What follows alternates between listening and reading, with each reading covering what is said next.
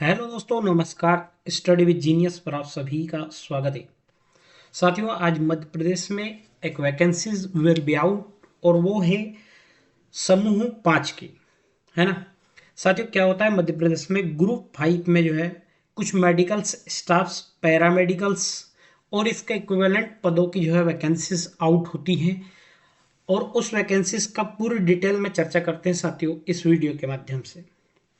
सबसे पहले अगर हम डेट की बात करते हैं कि फॉर्म कब से फिलअप होना स्टार्ट हो जाएंगे, तो आज से 4 दिन के बाद डेट 26 तारीख से जो है आप लोगों के फॉर्म फिलअप होना स्टार्ट हो जाएंगे, है ना। साथ ही साथ अगर हम लास्ट डेट की बात करते हैं तो 10/12/2024, है ना। साथ ही साथ अगर हमें किसी प्रकार की त्रुटि रह जाती है हमारे फॉर्म में, तो उसको जो है सुधारने की डेट भी जो है 5 दिन बाद तक जो है हम सुधार सकते हैं, है ना। अगर परीक्षा की बात की जाए साथियों, तो 10/1 अर्थात जनवरी में जो है आप लोगों का एग्जाम्स होने वाला है ना।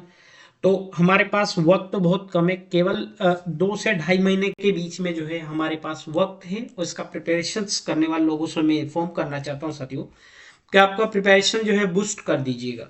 अगर हम बात करते हैं साथियों एग्जाम्स फीस की, तो जो अनरिजर्व कैटेगरी से जो लोग बिलोंग करते हैं वो 500 पे करेंगे। और जो लोग ST SC OBC EWS से बिलोंग करते हैं वो 250 रुपीज जो है करेंगे। साथ साथ बैकलॉग पदों की बात करते हैं साथियों, बैकलॉग जो सीधी भर्ती है तो आपको कोई भी शुल्क नहीं दे रहा है ना। अगर बात करते हैं साथियों इसके एग्जाम्स किस डेट को होगी, तो एग्जाम्स होगी 10/1/2025 को एग्जाम्स होगी। दो जो है शिफ्ट में होगी, है ना। दो शिफ्ट में होगी, 9 to 11 और 3 to 5। साथ ही साथ आप लोगों को बता दूं साथियों कि पीईबी के माध्यम से जो लोग भी जो है फॉर्म फिलअप करते हैं उनके आधार पंजीयन होना बहुत ही जरूरी है।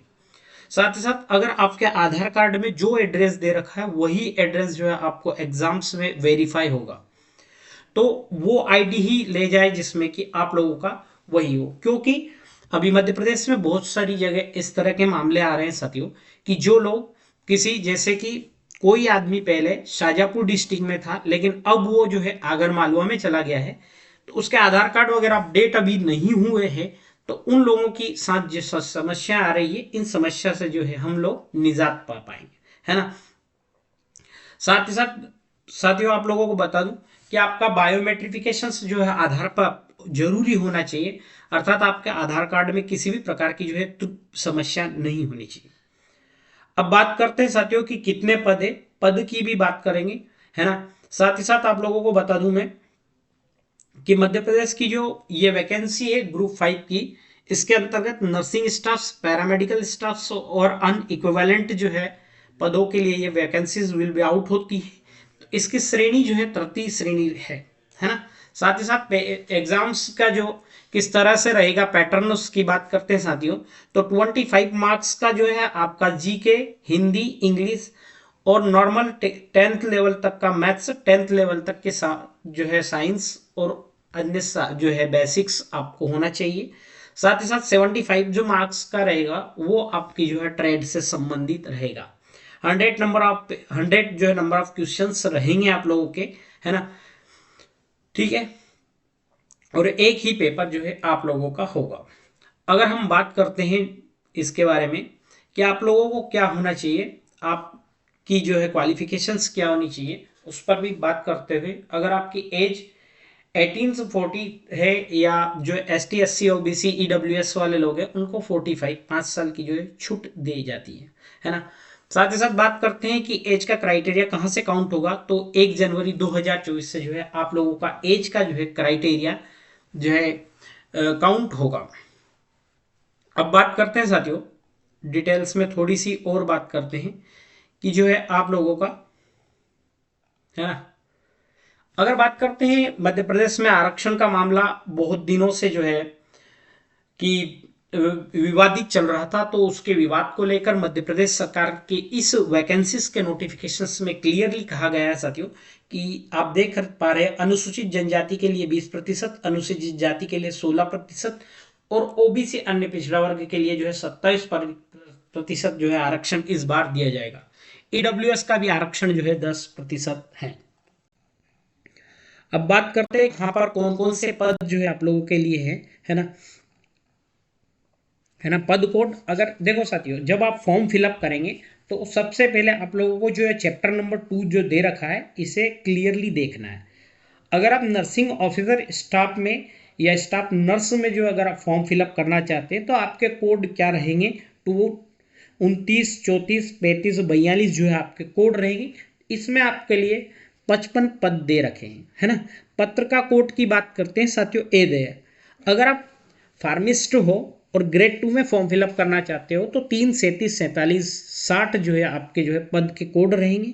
105 पदों की संख्या है। सबसे ज़्यादा अगर इस वैकेंसीज में पद है तो वो कहाँ पर है साथियों, सबसे ज़्यादा इस वैकेंसीज में library technician, technician assistant, lab technician, lab assistants के जो है सबसे ज़्यादा 323 323 पद हैं, है ना।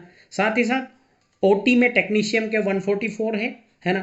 साथ ही साथ लैब अटेंडेंट्स में जो है ओपीडी अटेंडर में और ड्रेसर ग्रेड 2 डायलिसिस अटेंडर में 129 है।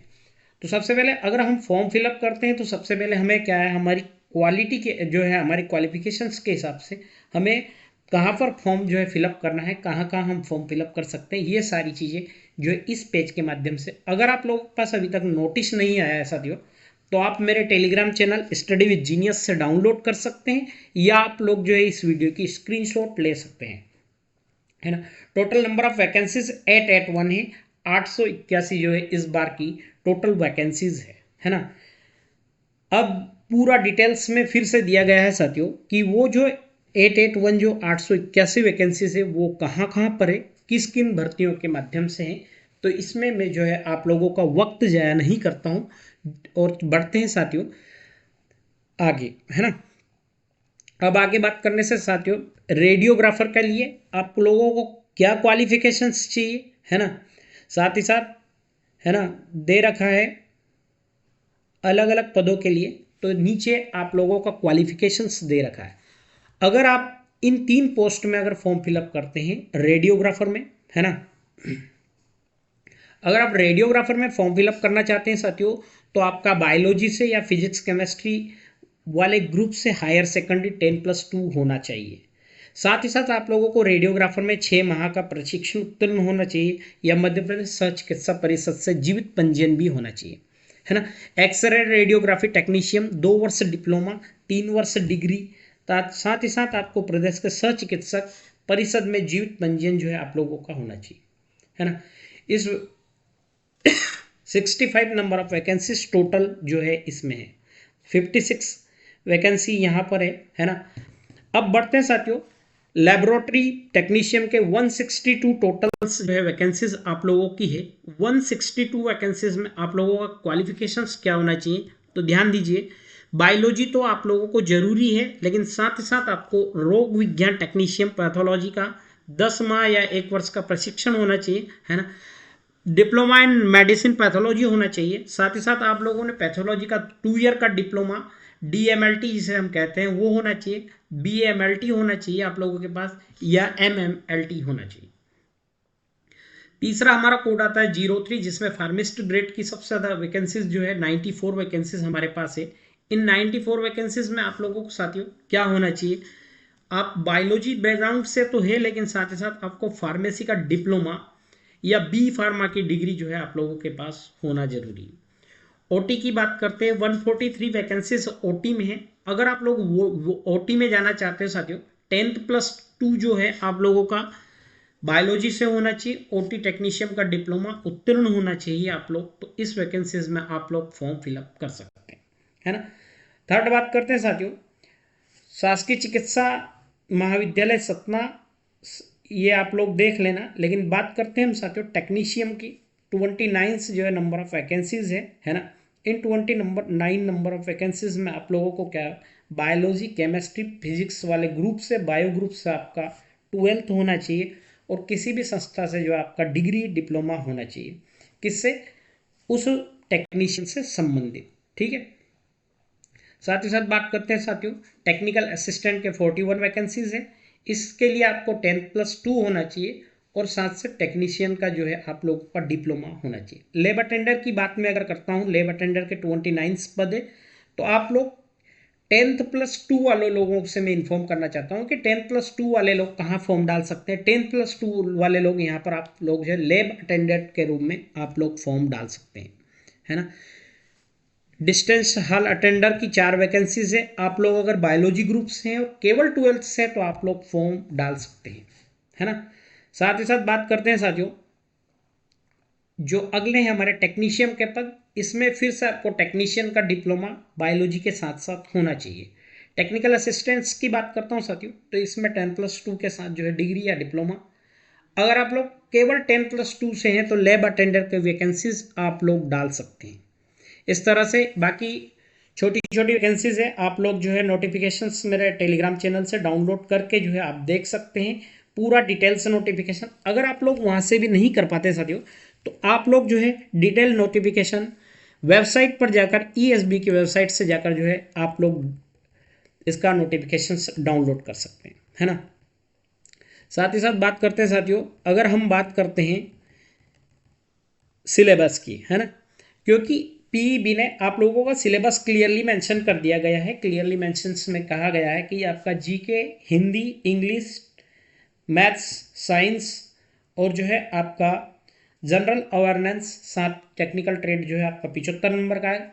ये जितने भी नॉन टेक सब्जेक्ट्स आने वाले हैं आप लोगों के, ये केवल 10th लेवल तक ही आप लोगों का जो है आएगा, है ना।